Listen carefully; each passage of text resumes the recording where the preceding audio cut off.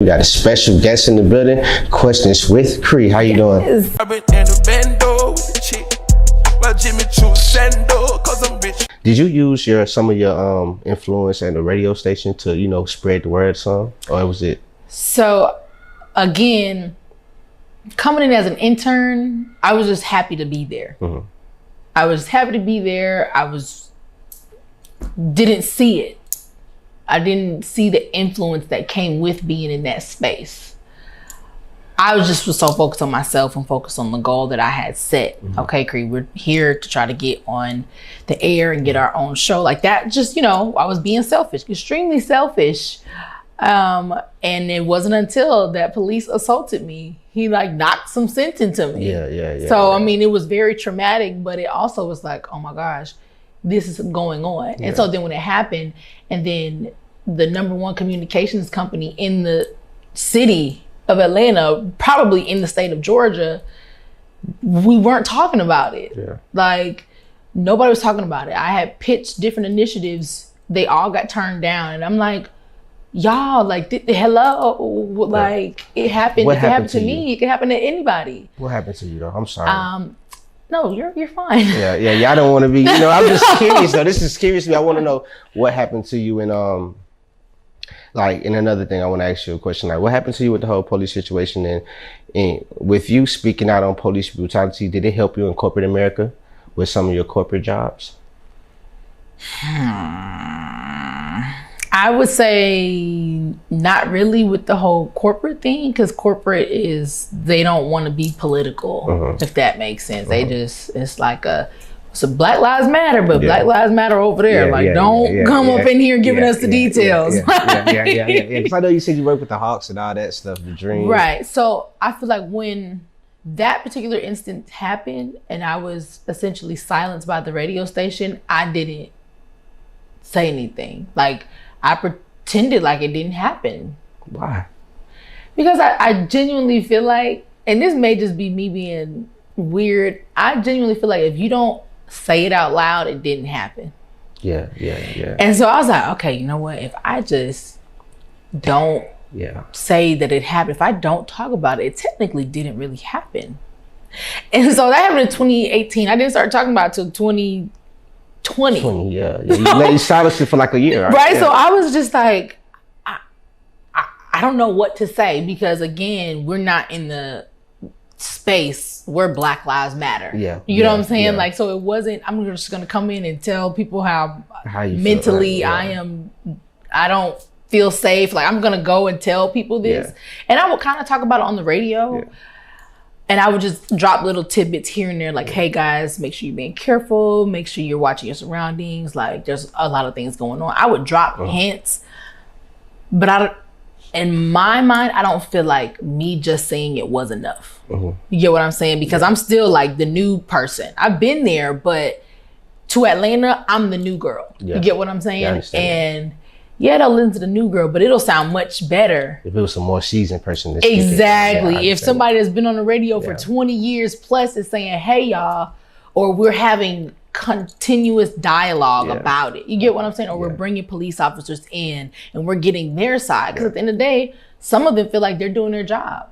And then some of them know that they're doing too much. And then some of them know that they could be stopping their peer. You know what I'm saying? If we had that open dialogue, I feel like a lot of Atlanta would listen and pay attention, but we don't. And I feel like for women, y'all should have that open dialogue, because a woman can get sexually assaulted and will not say nothing for a whole 10 years and then say something. So why is that? I don't want to say man has that type of control over a woman for them to feel, scared to speak up about themselves, speak up for themselves. But why do you think women hold things so long and then say something about it instead of just jumping right then on it?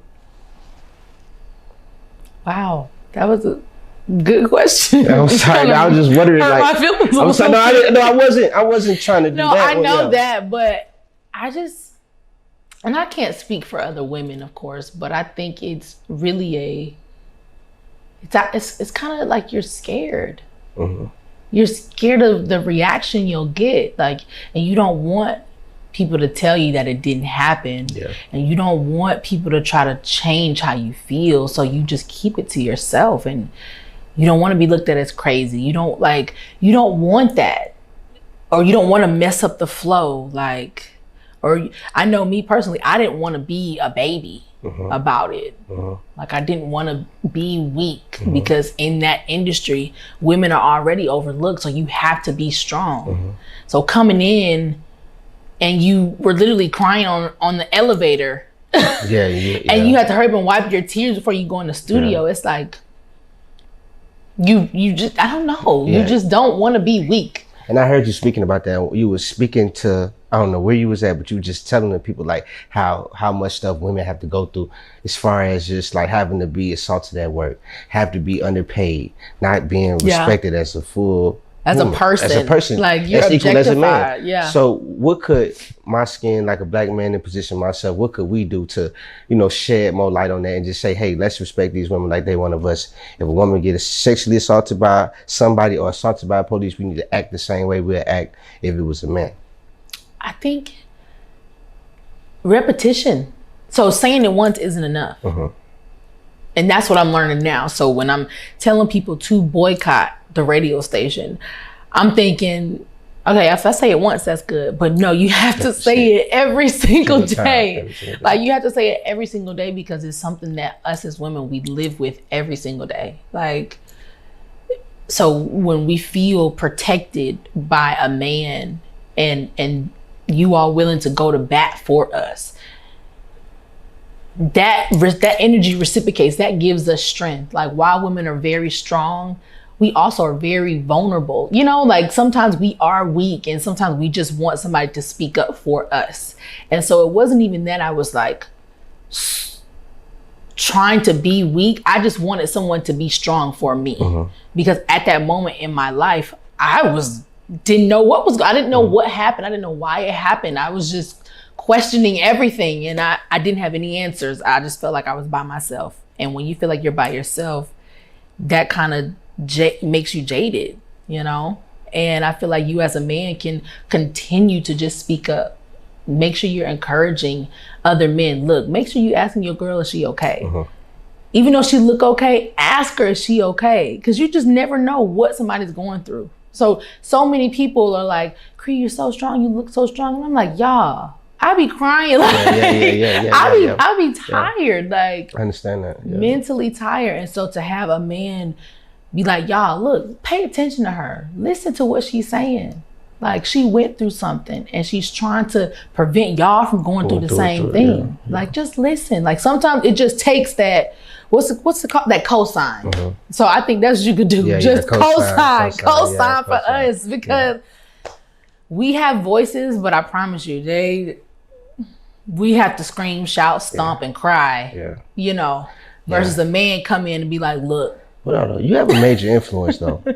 No, you think so? Yeah, just with the whole questions for Cree and people calling and asking for your advice and you helping people and picking people's spirits up. Like, you have a major influence. So where do you get a lot of your motivation from?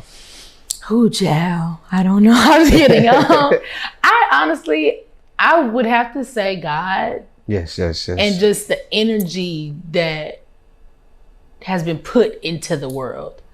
So I spend a lot of time just by myself and just thinking about the people that don't have the strength to speak up or don't have the confidence to speak up. And I feel like that's where I get my energy from. Yeah, I feel that. It's like, you know what? Because you don't have the energy to show up for yourself, you just gave me more energy because I need you to show up for yourself. So the need and desperate want for people to like be the best they can be and live a better life and live their full potential. That's where I get my energy from. Like, cause I feel like I don't need to give energy to somebody that has energy. I need to give my energy to all of these people that feel like they're not good enough. To all these people that are succumbing to the pressures of society or succumbing to segregation and discrimination.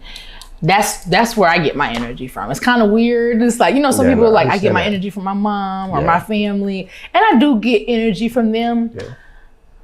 But when I'm out like on stage, I get it from the people because I can feel it. Like, you the GOAT, man. I ain't gonna lie.